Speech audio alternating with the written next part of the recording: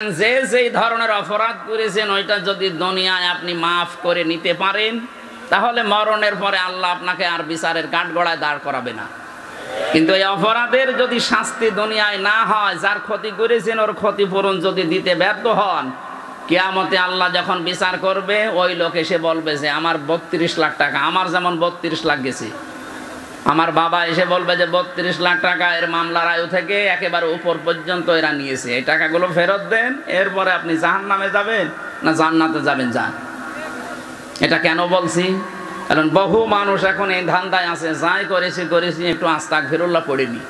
এখানে যারা আলেম আছে, এই যে আমার বড় ভাই, আমি এখন একটা হাদিস বলছি, যদিও শুনেছেন আপনি, এটা দেখেন তো বাস্তবে আমরা কোথায় আছি।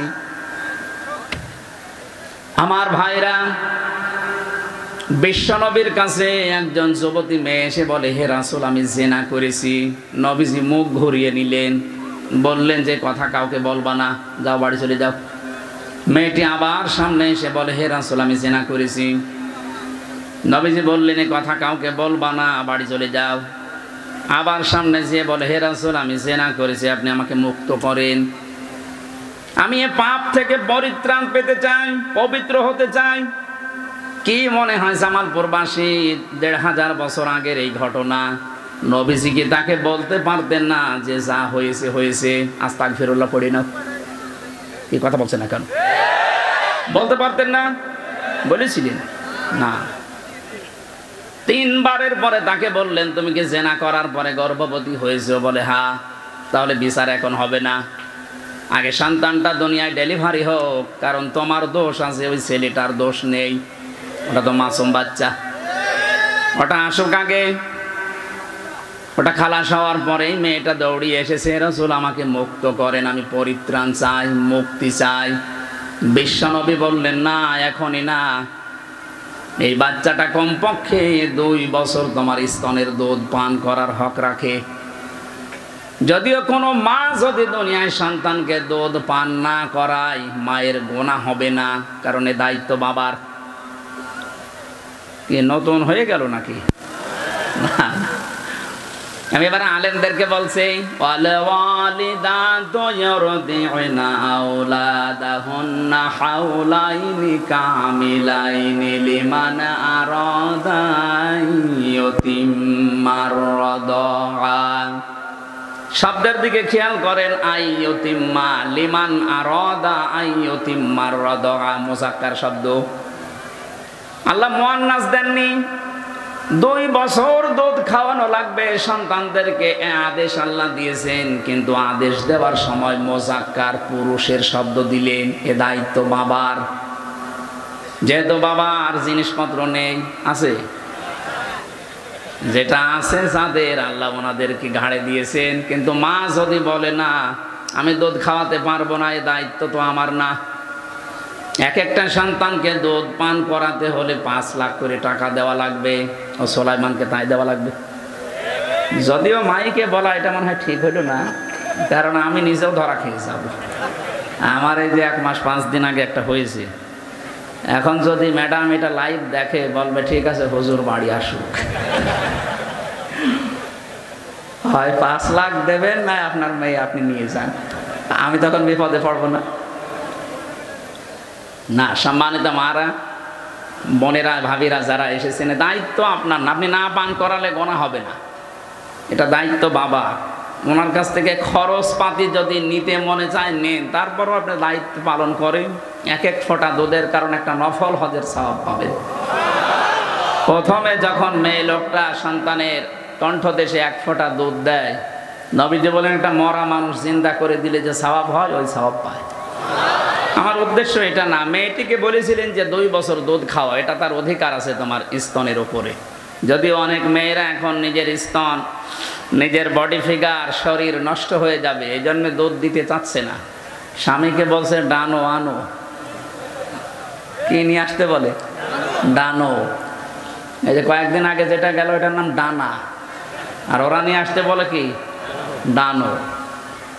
সম্মানিত মা বোনেরা, আমি সতর্ক করার জন্য বলছি, আজ বিশ্বের বহু দেশে নিজের যা ফিগার নষ্ট হয়ে যাবে, এই জন্য সন্তানকে যারা দুধ দিতে চায় না, তাদের স্তন ক্যান্সার হওয়ার সম্ভাবনা বেশি।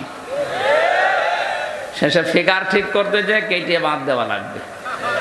আমি নিচে আর নামলাম না, আপনারা সম্মানিত মা বোনেরা। মেয়েটি যখন 2 বছর পরে এসেছে, একটা শক্ত খাবার সন্তানের হাতে দিয়ে নবীজি ডাক দিয়ে বললেন, সাহাবীরা এই বাচ্চাটার দায়িত্ব একজন নাও। কি আশ্চর্য গো, একটা গুরুত্বপূর্ণ সময় এসে বাদাল ভেঙে দেয়। হ্যাঁ ছেলে,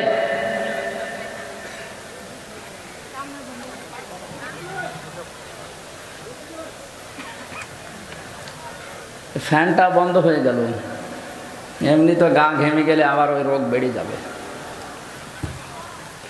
হোসাইন কে কোথায় গেছে ও? কি করে কি হয়? এই সাইডে দিন ভাই।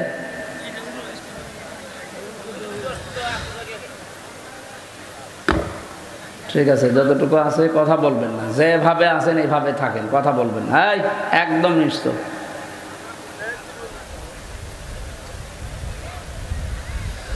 জামালপুর বাসী নবীজি এক সাহাবীকে বললেন, এর দায়িত্ব নাও।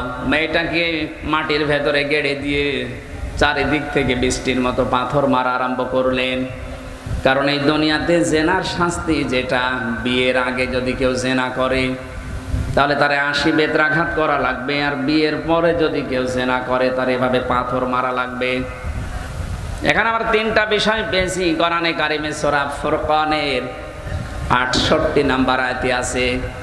আল্লাহ রাব্বুল আলামিন বলেন, পৃথিবীতে যে যে অপরাধ করবে তার শাস্তি হবে একটা, কিন্তু কোনো মানুষ যদি 3টা অপরাধের যে কোনো একটা করে তার শাস্তি হবে ডবল। ইউদাআফু লাহুল আযাবু ইয়াউমাল কিয়ামাহ, এই ডবল শাস্তি তাদেরকে দেওয়া হবে। মেয়েটা কিন্তু বুঝেছিল, কারণ তার আরবি ভাষা নিজের ভাষা, কোরআনে কারিম তার আয়ত্তে ছিল। এই জন্য জানাচ্ছে, হে রাসূল, দুনিয়ায় যদি জেনার শাস্তির বিচার না হয়, কিয়ামতে আল্লাহ কিন্তু ডবল করে বিচার করবে। আমি যে কথা তুলেছিলাম যে 3টা অপরাধের শাস্তি দুনিয়াতে, আখিরাতে আল্লাহ ডবল করে দেবে কিয়ামতের ময়দানে।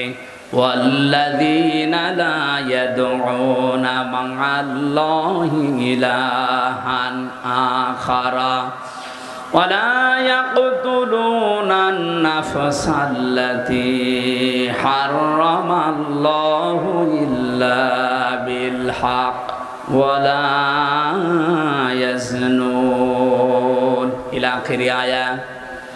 রব্বুল আলামিন বলেন, যারা দুনিয়াতে আল্লাহকে ডাকে মা'আল্লাহি ইলাহান আখারা, আল্লাহর সাথে অন্য কোনো কাউকে শরীক করে ডাকতে থাকে, তাদের শাস্তি হবে ডবল।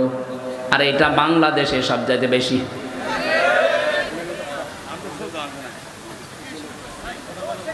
কি মনে হয় কি পেয়েছে এরা, কি আশ্চর্য, কি সমস্যা কি আপনাদের? হ্যাঁ, কি করতে আসলেন আপনি এখন? কেবল বাদাল ঠিক করছে আর এসে ডিস্টার্ব করে দিচ্ছে, বারবার এভাবে ডিস্টার্ব করলে এই জন্য ভাল লাগে না এসবের মাহফিলগুলো। সাতা মাথা একটা তথ্য বের করতে হলে কত চিন্তা ভাবনা করা লাগে জানেন? জিজ্ঞেস করেন তো রে, আমাকে আন্দাজে বলবো, এটা রেকর্ড হচ্ছে, পাগল ছাগল বসে থাকবে সামনে, এটা কত মানুষ শুনতেছে জানেন? সারা দুনিয়া এখন লাইভ চলছে, আমার সামনে এখন 18 কোটির উপরে মানুষ বসে আছে, আর আপনি এই যে ডিস্টার্ব করছেন, কথা তো ভুলে যাব। একটা শিক্ষা বের করতে চাচ্ছে আর এসে ঝামেলা করে, আবার এটা করে নড়াচড়া করে। কোনটা?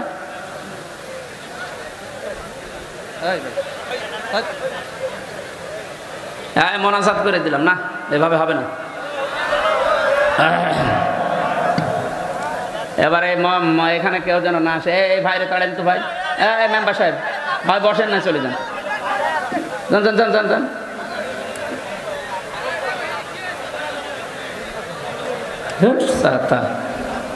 হোসাইন, এই মাহফিলটা সামনে বারাম দিবা না।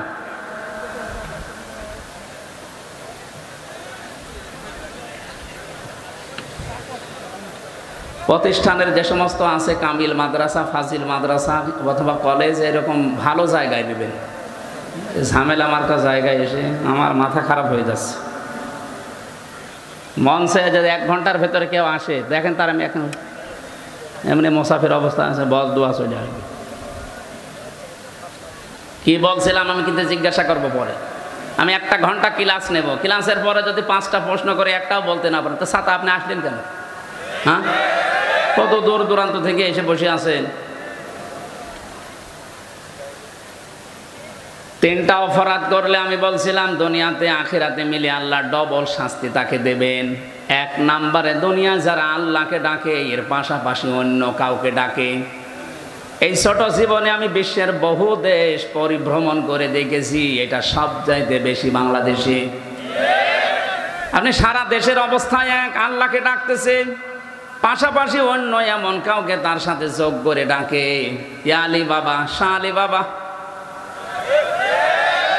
আমি যে বলছিলাম যে রেকর্ড হচ্ছে সারা দেশে যাবে, এই জন্য বলছি।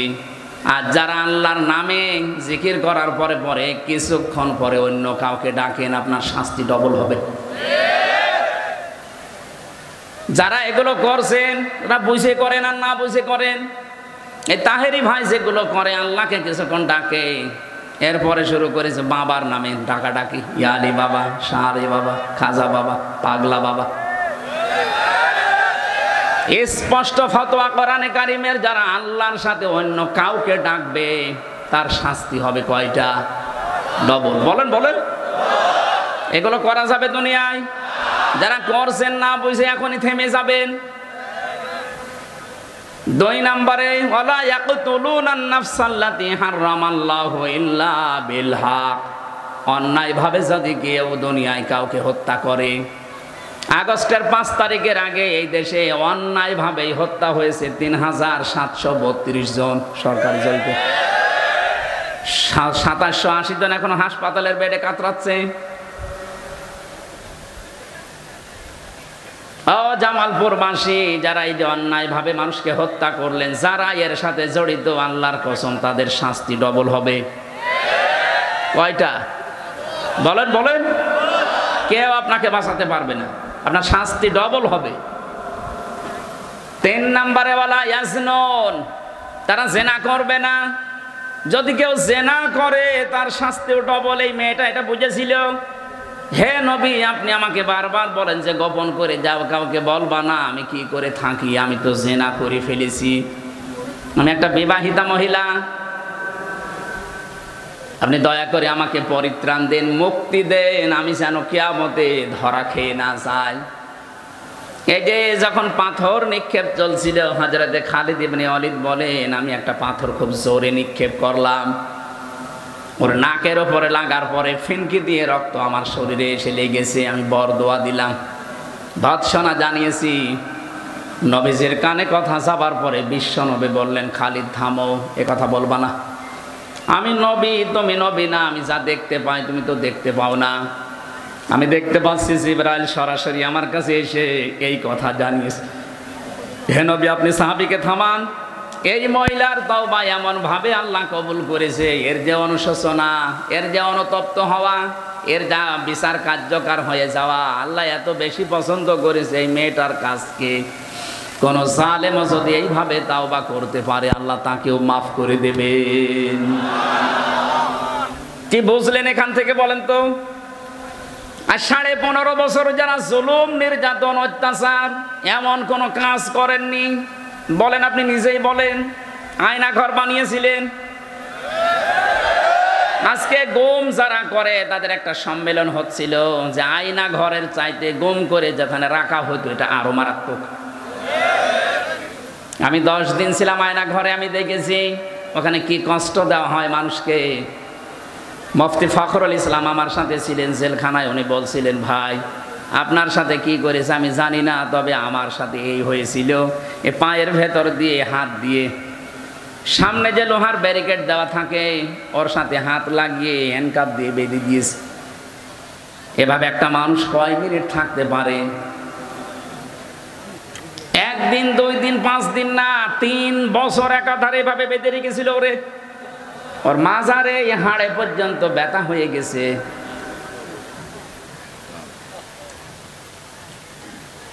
মাঝে মাঝে দেখতাম কারাগারের ওই কন্ডেম সেলের ভেতরে 2 হাত পা ছেড়ে দিয়ে একেবারে হাটপাট হয়ে পড়ে আছে। কি গো, এই করে থাকেন কেন? আমারে বলে, হামজা ভাই আপনার সাথে কি হয়েছে আমি তো জানি না, তবে আমার সাথে যা হয়েছে, এই যে মানুষ যে শুয়ে থাকে এটা যে কত বড় নিয়ামত আমি টের পাচ্ছি। মাত্র 1.5-2 মিনিট সময় দিত 24 ঘন্টার ভেতরে টয়লেট করার জন্য। সকালে পচা ছোলা দিত, দুপুর বেলা দিয়েছে কি যেন খাবার, মনে আছে কেউ মাখিয়ে ফেলেছে। আরে ভাই এটা তো 2 দিন 5 দিন 7 দিন করলে মানুষ অসুস্থ হয়ে যায়। কেউ 8 বছর, কেউ 10 বছর, কেউ 14 বছর পর্যন্ত ওখানে পড়ে আছে, আমি নিজে দেখেছি। বিভিন্ন দেওয়ালে ছোট ছোট করে না বোঝা এরকম লেখা থাকতো যে ভাই যদি কেউ বাইরে যেতে পারে পরিবারকে একটু বলে দেবেন এই নাম্বারে যে আমি বেঁচে আছি।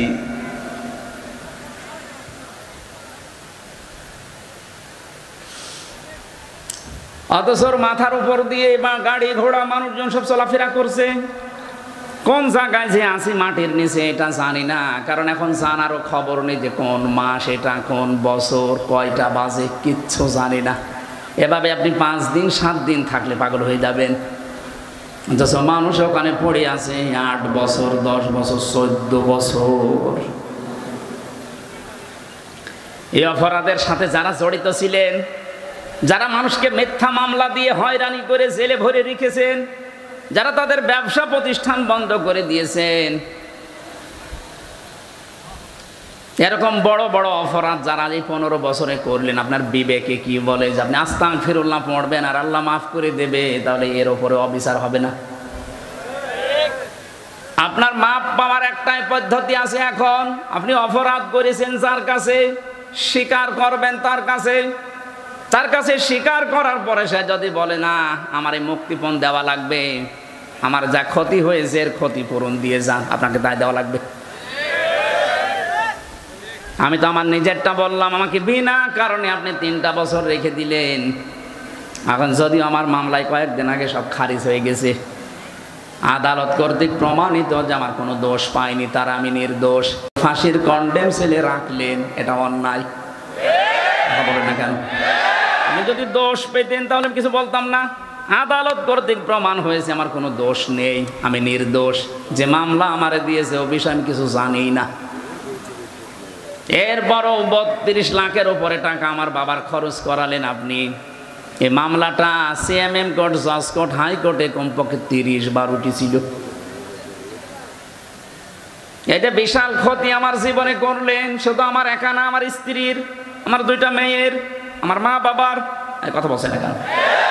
এখন আপনি আন্দাজে কাবার গিলাপ ধরে এখন সে পড়বেন আস্তাগফিরুল্লাহ আর আল্লাহ আপনাকে মাফ করে দেবে, আমি খেলা করছি। আপনি আগে আমার কাছে বলবেন। আমি যদি বলি আমার ক্ষতিপূরণ দেওয়া লাগবে, আমি তো বলে দিয়েছি আমার মামলার আয়ু সহ যারা একেবারে উপর পর্যন্ত তারা জড়িত, প্রত্যেকের মাপ চাইতে হলে আমার ক্ষতিপূরণ দেওয়া লাগবে, নাই তো মাপ নেই। কিসের মাপ? আর আমি যদি মাফ না করি কিয়ামতে এইটা আল্লাহ ডবল করে বিচার করবে। ওই মহিলা ভালোভাবে বুঝেছিল যে এটা আস্তাগফিরুল্লাহ পড়ার কাজ না। দুনিয়ায় আগে শাস্তি যদি আমি নিয়ে যেতে পারি তাহলে কঠিন ময়দানে এই বিষয় আল্লাহর জিজ্ঞাসা করবে না। আমরা এখন এই ধান্দায় অনেকে আছি, অনেকে কিছু জানে না যে যা কষে করো আস্তাগফিরুল্লাহ পড়ে নেব না, হবে না। আপনি যা করেছেন আপনার জীবনে, যার কাছে সেইটা করলেন আপনি তার কাছে যে ওটা স্বীকার করবেন আগে। আমি আশা করি আমার এই হাদিসের ব্যাখ্যা আপনি বুঝেছেন। কি কথা বলেন না কেন? এরপরে যদি না বোঝার ভান করে থাকেন আমার মনে হয় আপনি বুঝবেন না। আপনার কোরআন শরীফ, বুখারী শরীফ হবে না, বাকারি শরীফ লাগবে। আমি আবার রিপিট করছি, অপরাধ যার কাছে স্বীকার করবেন তার কাছে। বলেন বলেন, এটা যদি বাংলাদেশে আমরা চালু করতে পারি আল্লাহর কসম এ দেশে কেউ অপরাধ করার সাহস পাবে না। কারণ অপরাধ করে করবো কি, স্বীকার করা লাগবে আজ নাই কাল। এমনকি এ দুনিয়ায় শেষ না, এরপরে আর একটা জগৎ আছে, ওখানে স্বীকার করা লাগবে। আর ওইটা তো আরো কঠিন।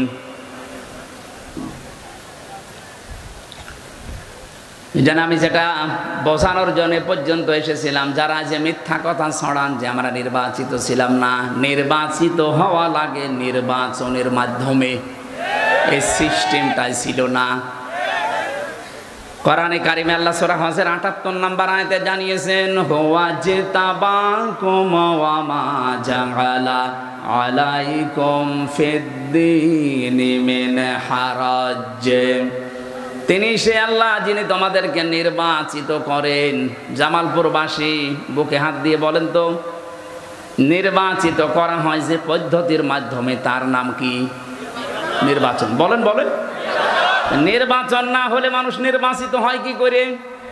যেহেতু এটা হয়নি তার মানে আপনি নির্বাচিত না, এ কথাটা মিথ্যা কথা। আপনি যতই মডলদেরকে বোঝান তারা তো আর পাগল না, অত পাগল না। পাগল কিন্তু অত পাগল না। সুতরাং মিথ্যা কথা ছড়ানো যাবে না। যারা ছড়াচ্ছেন তারা থামবেন। আমি জানি জালেমদের কপালে হেদায়েত নেই। আল্লাহু লা ইয়াহদিল কওমাজ জালিমিন। আল্লাহ বলেন ইয়াহদি, এটা মজারে বর্তমান ভবিষ্যৎ, প্রেজেন্ট ফিউচার।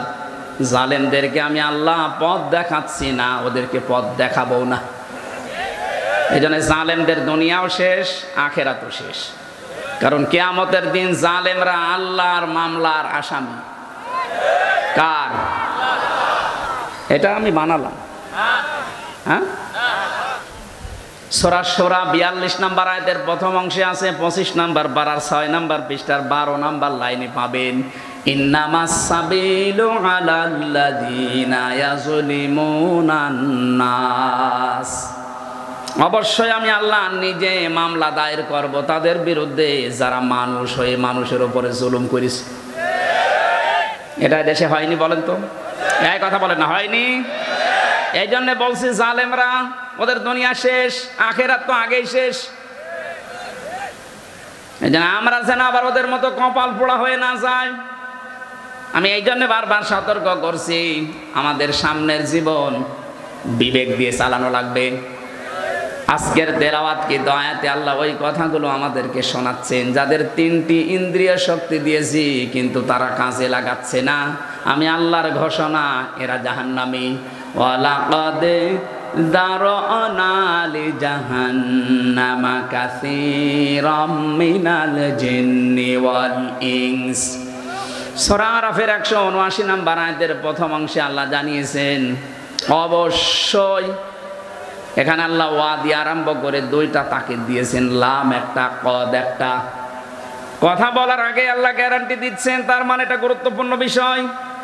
অবশ্যই অবশ্যই দারআনা লিজাহান্নামা, জাহান্নামের জন্য আমি আল্লাহ বানিয়েছি, তৈরি করেছি কাসীরাম মিনাল জিন্নি ওয়াল ইনস। অধিকাংশ মানুষ আর জিন জাহান্নামে যাবে, এই জন্যই তারা তৈরি হয়েছে। আল্লাহ এখানে কলিল না দিয়ে কাসির দিয়েছেন। প্রশ্ন আসতে পারে, অধিকাংশ জিন আর মানুষ যদি জাহান্নামে যাবে তাহলে আমার দোষ কি? আমার দোষ আছে। আমার দোষ এইটা, এখানে আল্লাহ ৩টি ইন্দ্রিয় শক্তির কথা জানাচ্ছেন। এটা পৃথিবীর সব সৃষ্টিকে দেয়নি, যাদেরকে দিয়েছেন তারা যদি কাজে না লাগায়। আল্লাহ প্রথম প্রশ্ন দিচ্ছেন, প্রথম তাদের পরিচয় দিয়েছেন উলাইকা কাল আনআম, এরা চতুষ্পদ জানোয়ার। বালহুম আদল, বরং তার চাইতে নিকৃষ্ট। আদল ইসমে তাফজিল, এটা এর চাইতে খারাপ আর হয় না। উলাইকা হুমুল গাফিলুন, এরা গাফেল। এবার দেখেন তো এই ৩টি ইন্দ্রিয় শক্তি আপনার আমার আছে কিনা। লাহুম কুলুবুল লা ইয়াফকাহুনা বিহা। আল্লাহ পাক বলেন ১ নম্বরে তাদের ইন্দ্রিয় শক্তি দিয়েছি কলব, হৃদয়। এই যে কমন সেন্স, বিবেক, এটা যাদেরকে দিয়েছি, এটা থাকার পরে যারা কাজে লাগায় না, ওইগুলো আমি আল্লাহর কাছে মানুষ হিসাবে বিবেচিত না, ওরা জানোয়ার। এটা সারা বিশ্বের ভেতরে বাংলাদেশে এই প্রকার মানুষ আপনি বেশি পাবেন। বিবেক কাজে লাগায় না। এক কথা বলছেন না কেন? আপনি দেখেন তো, বিবেক কাজে লাগায় না এরকম মানুষ দেশে নেই। আপনি একটু বারের জন্য বিবেককে একটু নাড়া দেয় না যে আমি কি ছিলাম আর কি হলাম। আল্লাহ ওই জায়গায় একটু আঘাত দিয়েছেন, হাল আতা আলাল ইনসানি হিনুম মিনাদ দাহরি লাম ইয়াকুন শাইআম মাযকুরা। সূরা দাহরের প্রথম নাম্বার আয়াতে আল্লাহ বলেন, মানুষকে একটু চিন্তা করে না যে কি থেকে আল্লাহ ওকে আমি কি বানিয়েছি। অত উল্লেখ করার মতো কিছু ছিল না। ওই যে হামজা হয়ে চেয়ারে বসে আছে, এই নামগন্ধ ছিল? বলেন বলেন। একটা বারের জন্য তো চিন্তা আসে না যে কি দিয়ে বানালাম তোকে আমি? হ্যাঁ, তোর বাবা মার দায়িত্ব ছিল শুধু বিছানায় থাকা, বাকি যা করার কেউ করে না, এটা আমি আল্লাহ করেছি। কোরআনে কারিমে সূরা মুলকের ভেতরে আল্লাহ আমাদেরকে একটু নাড়া দিয়েছেন। আম্মান খালাকাম হাযাল্লাযী হুয়া জুনদুল লাকুম ইয়ানসুরুকুম মিন দুনির রাহমান ইনিল কাফিরুনা ইল্লা ফি গুরুর। আল্লাহ পাক বলেন তার নিজের নামটা এখানে দিয়েছেন রহমান। এ রহমান যদি তোমাদেরকে বঞ্চিত করে দেয়, তোমাদের কোন সৈন্যবাহিনী আছে যে তোমাদেরকে বাঁচাতে পারে, সাহায্য করতে পারে? উনি যে বিভিন্ন সাহায্য তোমাকে করছে। এই আয়াতের তাফসিরে আমি পড়েছি, প্রতিটি মানুষকে আল্লাহ সুস্থভাবে চলার জন্যে লক্ষ লক্ষ ফেরেশতা তার পেছনে লাগিয়ে রেখেছেন। এই যে আমি কথা বলতে পারি, এক একটা কথা তৈরি হওয়ার জন্য 27টা ধাক্কা লাগে কণ্ঠে। বিজ্ঞান প্রমাণ করেছে মানুষ যে কথা বলে, আল্লাহ মাহুল বায়ান, মানুষকে আল্লাহ বায়ান শিখিয়েছেন। এই কথা বলতে হলে 27টা স্তরে ধাক্কা লাগে, এরপর একটা কথা তৈরি হয়। আর কোরআনের তাফসিরে বেশি এক একটি স্তরে এক একজন ফেরেশতা আল্লাহ বসিয়ে রেখেছে। এ ওর কাছে, ও ওর কাছে, ও ওর কাছে এভাবে দিতে থাকে। 27 নাম্বার ধাক্কায় দিয়ে একবার একটা কথা বের হয়। কোন বাবা এ কথাটা তৈরি করে দিচ্ছে আপনারে? বোবা যারা, তাদেরকে আপনি বোম মারলেও কথা বলতে পারবে? বলুন, কি নেই তার? তার মতো কণ্ঠ আছে, কিন্তু কথা বের হচ্ছে না। ফেরেশতারা ওই দায়িত্ব পালন করে না। আল্লাহ বলেন আমি ফেরেশতাদেরকে লাগিয়ে রেখেছি। এই যে কানে শোনো, এখানে প্রায় 24টা ধাক্কা লাগছে। 24টা ধাক্কা লাগার পরে পর্দায় কথাটা যে ধাক্কা লাগে, ওখানে একটা তরঙ্গ সৃষ্টি হয়।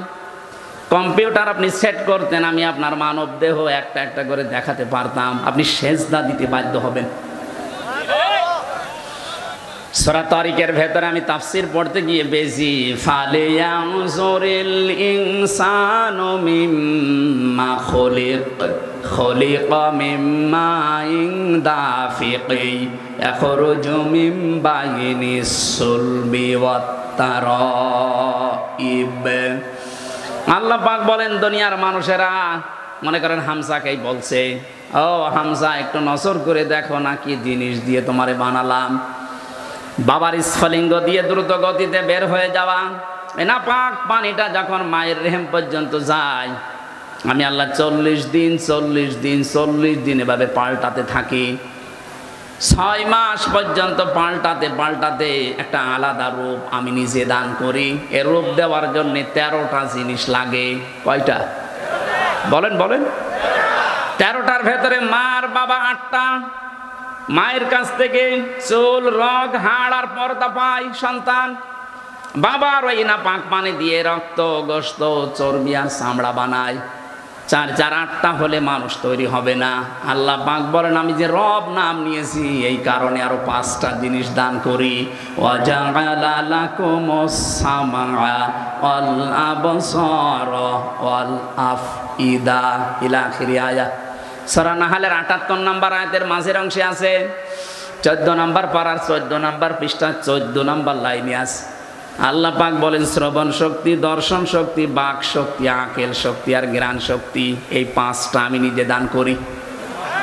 একটাও যদি কম দিতাম, তুমি হামজা আসতে, যদি আমি দর্শন শক্তি না দিতাম তাহলে কানা হয়ে আসতে। এই কথা বলছেন এখানে অনেক কানা দুনিয়ায় আসে না। আল্লাহ তারে 12টা দিয়েছে, ওই একটা দেয়নি। কোন মানুষকে যদি এই যে বাক শক্তি না দিতাম মানুষ আসতো, কিন্তু কথা বলতে পারতো না, বোবা। আমার তো মাঝে মাঝে এই সৃষ্টিগুলো নিয়ে চিন্তা হয়, আল্লাহ দয়া করে যদি আমাকে একটাও কম দিতে, পূর্ণাঙ্গ হামজা কেউ বলতো না, বলতো কানা হামজা, শুধু আমারে একা বলতো। এই কথা বলছেন এখন। আপনি এটা যদি না পেতেন আপনাকেও বলতো যে বোবা, এ কালা। আকল শক্তি আল্লাহ যদি না দিত আপনি পাগল হয়ে আসতেন। এই জন্য আকলটা যারা ব্যবহার করে, পাগলের বিচার নেই এই কারণে, পাগলের ওপরে শরীয়তের বিধান কার্যকর হয় না এই কারণে তাদের ওদের আকল নেই। আল্লাহ পাক বলেন ইন্না শাররাদ দাওয়াবি ইনদাল্লাহিস সাম্মুল বুকুমুল্লাযীনা লা ইয়াকিলুন। সূরা আনফাল 22 নম্বর আয়াতে আল্লাহ জানিয়েছেন পৃথিবীতে যত সৃষ্টি বানিয়েছি আমি আল্লাহর কাছে সবচাইতে নিকৃষ্ট ওইটা যার বিবেক কাজে লাগে না। কি হয়েছে বলেন তো আপনার বিবেকের? কেন বিবেকটা কাজে লাগান না? কোরআনে কারিমে আমি দ্বিতীয়বার পেয়েছি যারা জাহান্নামের দরজার কাছে যাবে, ধাক্কা দিতে দিতে যখন জাহান্নামের দরজার কাছে নিয়ে যাবে মানুষদেরকে, ওখানে যিনি দাঁড়িয়ে আছেন মালিক, দারোয়ান ফেরেশতা, ফেরেশতা বলবে হাত্তা ইযা জাউহা ফুতিহাত আবওয়াবুহা وقال لهم خزنتها ألم يأتكم رسل منكم يتلون عليكم آيات ربكم وينذرونكم لقاء يومكم هذا। সূরা জুমারের 70-71 নম্বর আয়াতের মাঝের অংশে আছে আল্লাহ পাক বলেন জাহান্নামে যাওয়ার সঙ্গে সঙ্গে জাহান্নামের দরজাগুলো খোলা হবে। এখান থেকে একটা শিক্ষা পাওয়া যায়। আমি জেলখানার সাথে আয়াতটা মিলিয়েছিলাম। পৃথিবীতে যত কারাগার আছে সব কারাগারকে আল্লাহ জাহান্নামের সাথে তুলনা দিয়েছেন। আর দুনিয়া সিজনুল মুমিনি ওয়া জান্নাতুল কাফির, দুনিয়ার ময়দানটা হচ্ছে মুমিনদের জন্য জেলখানা। কে বলছেন? কারাগার জেলখানা, এটা নবীজি জানিয়েছেন। আমি এই শব্দ মিলালাম এইভাবে যে কারাগারের দরজা সব সময় 24 ঘন্টা বন্ধ থাকে। যেই দিন এটা ওপেন করা হয়েছে ওই দিন থেকে যতদিনে কারাগার স্থায়িত্ব যতদিন থাকবে কোনোদিন কারাগারের মেন ফটক খোলা থাকবে না। 24 ঘন্টা বন্ধ থাকে। কেউ গেলে খুলে দেয়, তাড়াতাড়ি ঢুকে আবার তালা মেরে দেয়। আল্লাহ বলেন জাহান্নামে যাদেরকে নিয়ে আসা হবে এদেরকে জাহান্নামের গেটে আসার সঙ্গে সঙ্গে গেট খুলে ভেতরে ঢোকাতে দেরি, তালা দিতে দেরি হবে না। ভেতরে ঢোকানোর পরে জাহান্নামের মানুষেরা যখন হাওমাও করবে, চিৎকার করবে, কান্নাকাটি করবে, তখন ফেরেশতা বলবে আলামে ইয়াতিকুম রাসূলুম মিনকুম, তোমাদের কাছে কি কোনো রাসূল যায়নি, বার্তা বাহক যায়নি? তারা যদি বলে হ্যাঁ আমাদের কাছে মুহাম্মদুর রাসূলুল্লাহ আসেনি, ফেরেশতারা সঙ্গে সঙ্গে বলবে মুহাম্মদুর রাসূলুল্লাহ যায়নি কিন্তু তার ওয়ারিসরা যায়নি। এই যে আলেম এখন যাদের দেখতে পান এরা নবীর ওয়ারিস। কথা বলে না কেন? আল উলামা ওয়ারাসাতুল আম্বিয়া, নবীরা ঘোষণা দিয়েছেন, বিশ্ব নবী বলেন আলেম যারা এরা নবীদের উত্তরাধিকারী ওয়ারিস। তারা টাকা পয়সা রেখে যায়নি কিন্তু তারা এলেম রেখে গিয়েছে। যারা এলেম পাবে এবং এলেম অনুযায়ী আমল করবে, কাজ করবে, এই মানুষগুলো নবীর উত্তরাধিকারী ওয়ারিস, নাইবে রাসূল। এই যে রসুলুন বহু বচন দিয়েছেন এই কারণে হয়তো মুহাম্মদ রাসূলুল্লাহ কিয়ামত পর্যন্ত